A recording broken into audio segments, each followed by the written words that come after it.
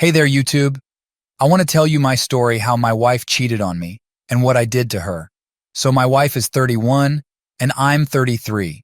We've known each other for 8 years and have been married for 6 years. Firstly, thank you for taking the time to watch this video, but I also need to ask for your patience as I haven't had a proper night's sleep in days and my mind is spinning. My wife recently went on a work trip abroad with some colleagues.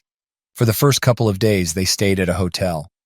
Despite her busy schedule, she always FaceTimed me at the end of the day, and everything seemed normal. On the third day, which was 2 days ago, they moved to a different location to collaborate with local coworkers on a significant project. The day was stressful, and she didn't text much throughout. Around 11 p.m. their time, she messaged, saying she was heading to the sauna with a female friend she was supposedly sharing a room with. Let's call her Becky. Becky is from abroad, and going to the sauna is common in the country they're in, but it seemed odd given how late it was and how exhausting the day had been. 2.5 hours later at 1:30 a.m., she texts again saying she's going to sleep and will write in the morning. She signed off with "love you," and I replied, but there was no mention of being tired, unable to call, or what she had been doing for the past 2.5 hours. It felt distant, cold, and out of character. I had a gut feeling something was off.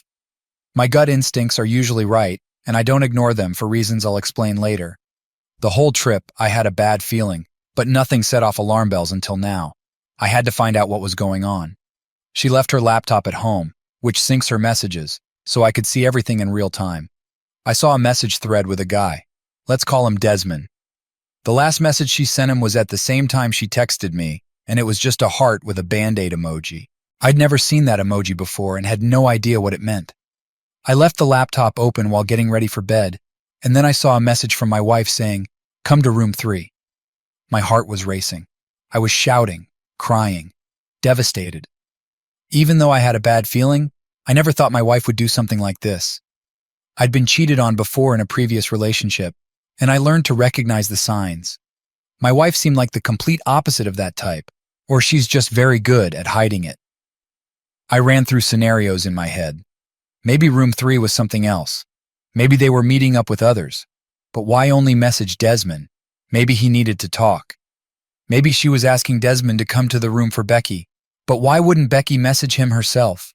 What would Desmond do with Becky and my wife in the room anyway, barring anything inappropriate? As my mind raced, I saw that Desmond's message hadn't been delivered. Maybe he was out of battery. An hour later, Desmond replied, "Going there."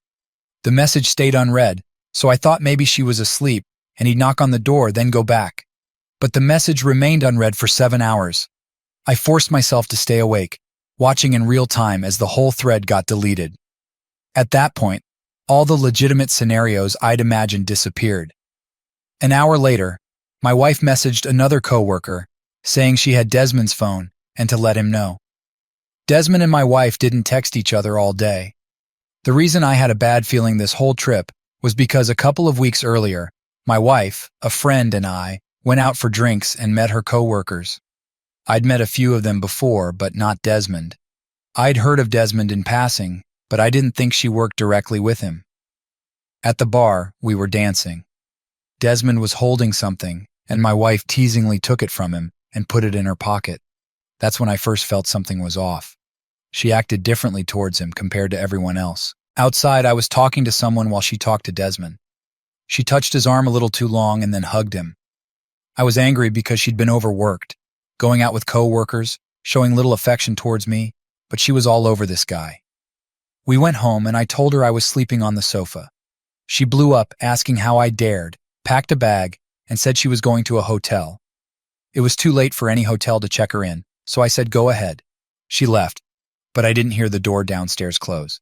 She left her iPad at home, logged into Instagram. I'm not proud of it, but I had to check.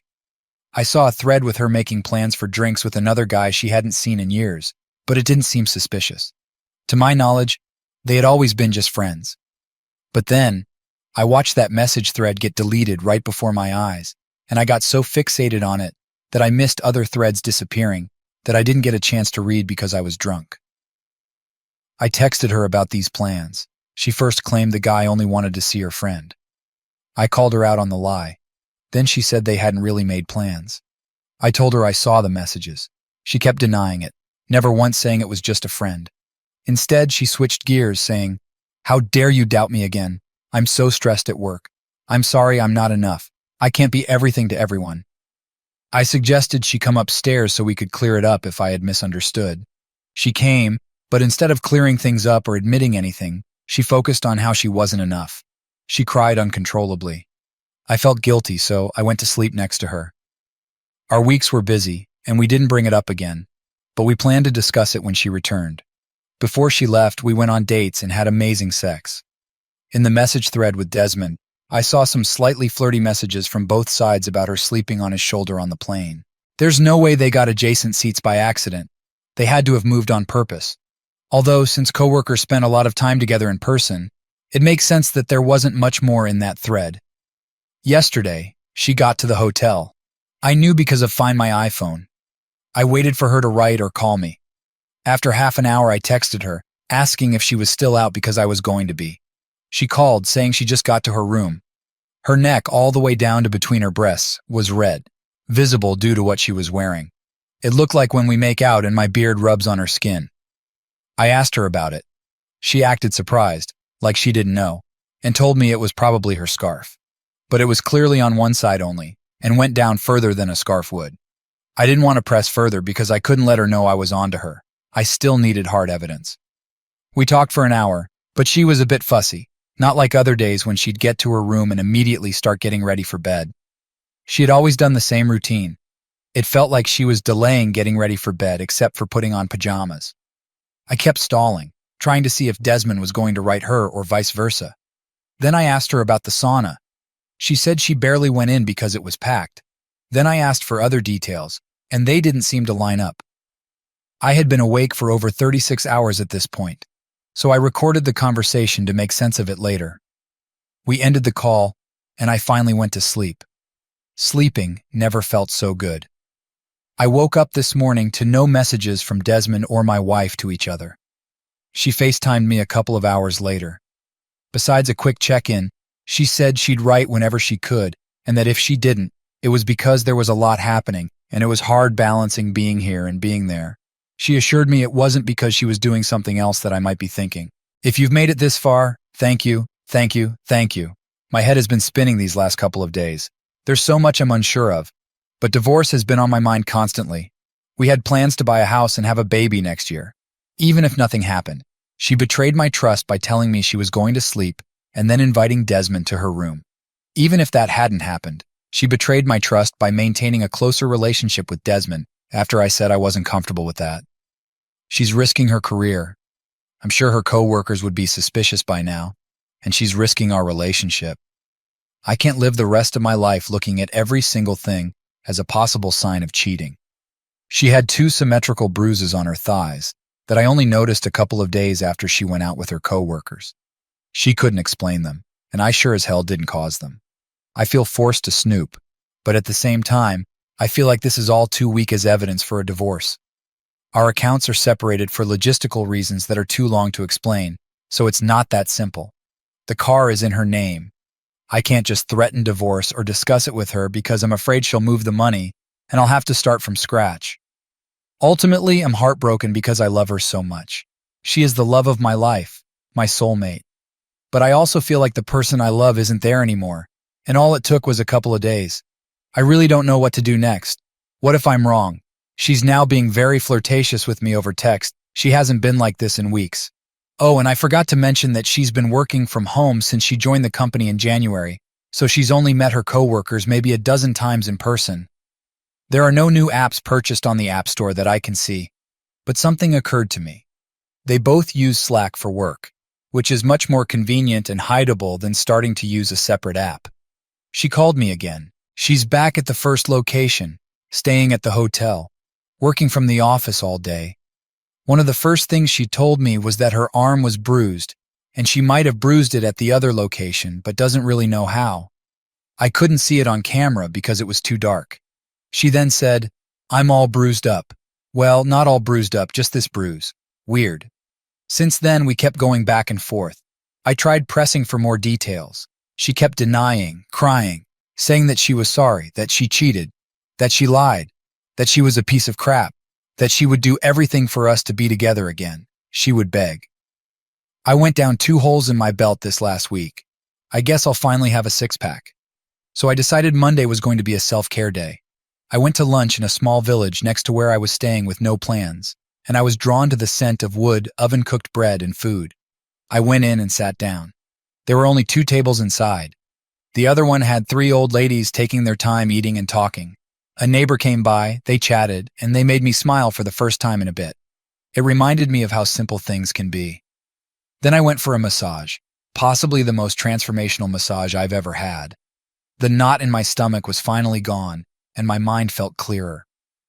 I returned to the hotel, as she had sent me an email with detailed timelines earlier that day, and I hadn't read it yet.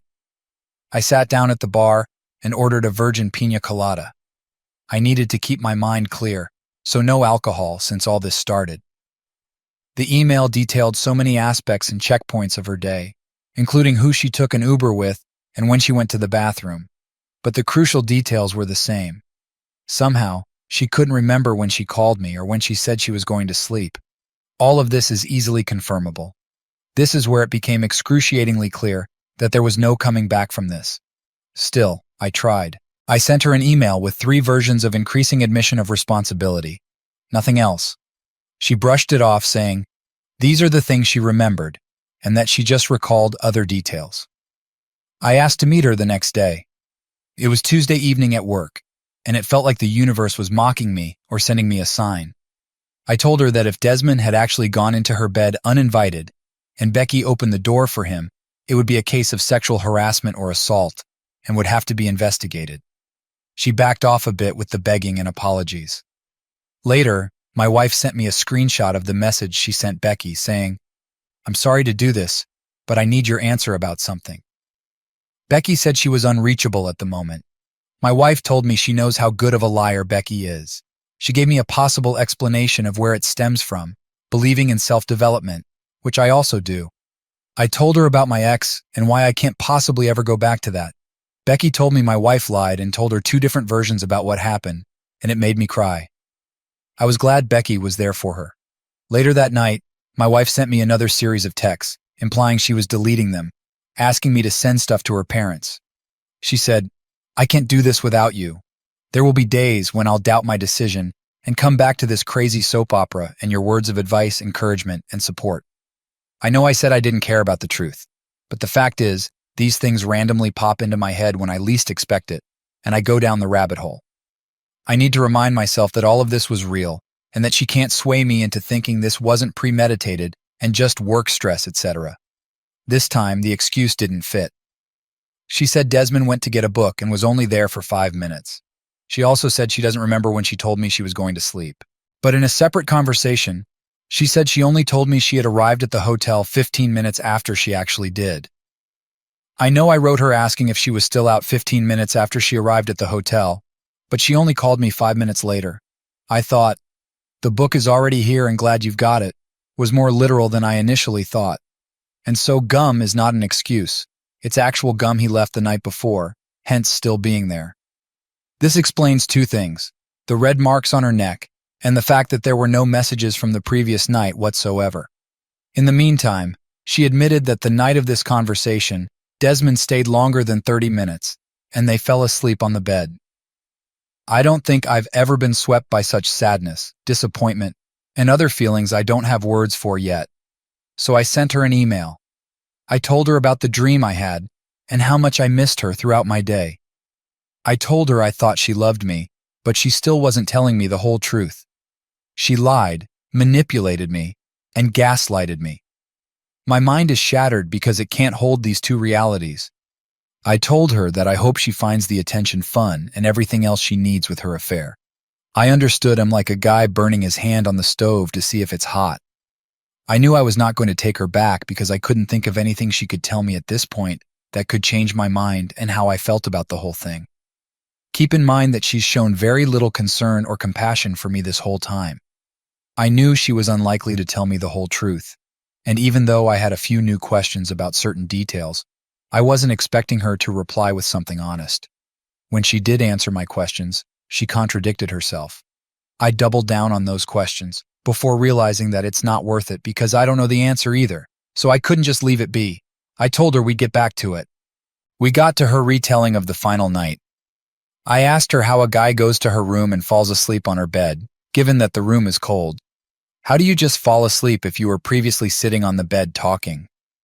I asked her what her intentions were when she asked him to go and sleep on her bed. Although she mentioned she called him, she actually texted him.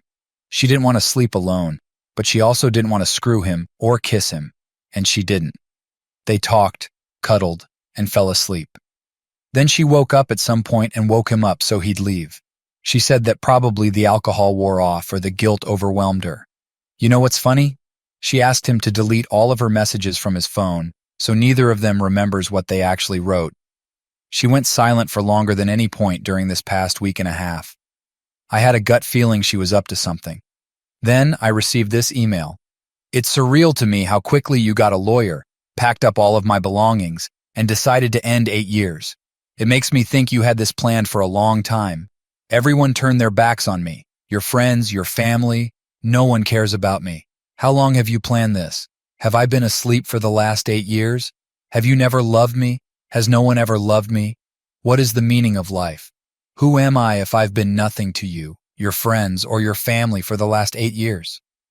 I sacrificed my family, my friends, everything to be here, to make this my home, while the whole time you were plotting to get rid of me. I love your family, your friends, and you. Why does no one love me back? End of email. I had a feeling she would twist it against me. I reached out to my brother-in-law for support, his family, and he loves me, and he was there for me. But something felt off. If he actually knew what was going on, his message would have been different.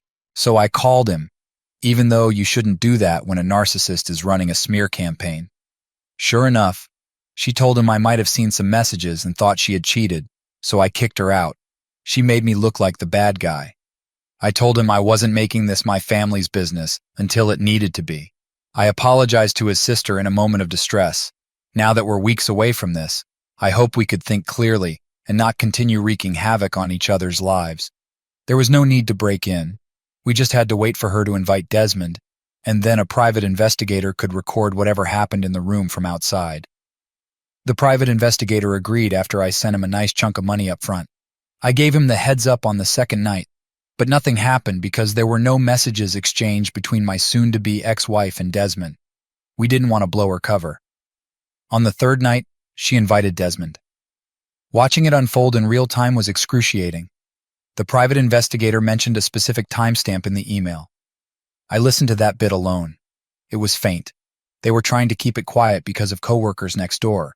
But when I turned up the volume, it was obvious. They did it. They screwed. I prayed this whole time to hear it from her because I thought it would be less painful. It's ironic that actually hearing it was worse. I will always love the person I thought she was. She supported me whenever I felt insecure, afraid, or sad. She lifted me up from the dark more times than I can count. I was lost and scared when we met, unsure of where I belonged in the world. And then she found me, guided me, and brought me home. The only home I've ever known has been next to her. Yet she only cares about how things appear to others and doesn't believe she's good enough. She confessed she goes out of her way to make friends like her because she doesn't believe they would like her for just being herself. She sends gifts, overly praises minor things, and makes herself available to everyone going through a hard time, usually at her own expense.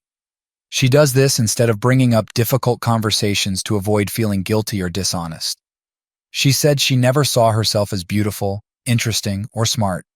Despite her narcissistic tendencies, she constantly picked herself apart.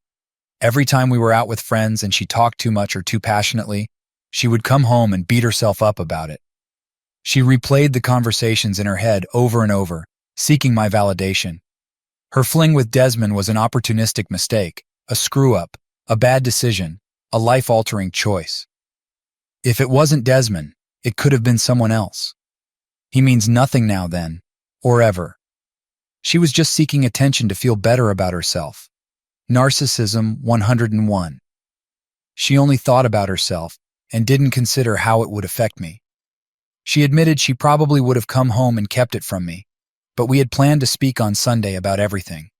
People might say everyone deserves a second chance, but I believe her explanations are just a way to alleviate her guilt and rationalize her thought process. It's not an actual apology or demonstration of understanding the damage she caused. It's all about her. She's blaming narcissism as a convenient excuse. True clinical narcissists are like 1% of the diagnosed population, and they don't ever admit it. She's just a selfish person. I couldn't have gotten through this without support, without my friends and family, so thank you, seriously. I've been doing therapy once a week, and it's been really helpful. I go to the gym 4 times a week and started going to a climbing gym. I also started redecorating the house. It's been extremely hard for me to work from home, so I'm moving things around. Today is probably the first day I've been able to bring my whole self to work again and really focus. I've been going out on the weekends, but I always go home before my friends because I'm learning how to enjoy time alone. Regarding my personal progress and how the divorce process has started, my soon-to-be ex-wife attempted suicide twice. They seem like fake attempts, though. The first time, she took 20 sleeping pills, woke up, told her best friend, and they went to a hospital. Her best friend called me, saying my soon-to-be ex-wife had asked her to call. I called the hospital, and they discharged her, saying she didn't need to be observed any longer. The hospital didn't give me much info, just told me she had overdosed again, was at the hospital, was fine, and her parents had been informed. This explains the message I got from her dad in his native language asking, "What have you done to her?" I sent my soon-to-be ex-wife one last text, telling her to write me about what happened when she was able. The next day, she sent me an email with an image of a digitally drawn note in red and blue. I couldn't make out the words, but it was seriously terrifying. She wrote, "I'm dating and screwing behind your back." I sent this to her friend, thinking she had attempted suicide again. Her friend replied with a facepalm emoji and told me it was from the previous weekend. A few days later, my wife asked if she could have the contract to our apartment because everywhere else they asked for a cosigner, and she didn't have one. I asked her friend if I could communicate this through her, since she had made herself available before. She told me they had a falling out. This smelled fishy right away, so I suggested we talk by phone. He asked if I wanted to ask about any of the days. I said no, because that would give away what I knew. And honestly, I didn't care at this point. I had a feeling he'd tell me anyway, so he did, in a vague way. He said it was very unlikely something happened because he, another guy, and Desmond were always together. The only day when something could have possibly happened was when they all went to the sauna. Despite all this, I know I'm making progress. It's been a roller coaster, but I think I'm doing well personally, even if our separation is further along than it was 2 months ago. If these things had happened at the beginning, I'm not sure how I would have reacted. To everyone who's struggling, be strong. It gets better. I am so thankful she cheated. The weight was completely off my shoulders. That same day, I installed a new dating app and swiped on a few profiles just to see what was out there. Later that day, a friend asked me how the dating world was, and I said dating was the last thing on my mind, and I was pretty sure I'd be single for the rest of the year. I had been on Tinder but quickly grew tired of the small talk and attention seeking. The next day, I woke up to a few matches. One of them was from a girl who really caught my attention. At this point, I didn't hesitate for a second. This was 2.5 months ago. We've been living together for 3 weeks, and everything we felt and believed we knew about each other has been confirmed multiple times. We have so much in common that it's scary how we lived completely separate lives and separate cultures, but ended up being so alike. As I said, I'm so thankful my wife cheated because that relationship wasn't meant to work, and I dodged massive bullets. I wouldn't have met this amazing person otherwise. Life has a strange way of working out, and sometimes the worst experiences can lead to the best outcomes. Be careful with what you consider healthy behavior, and remember that healing takes time.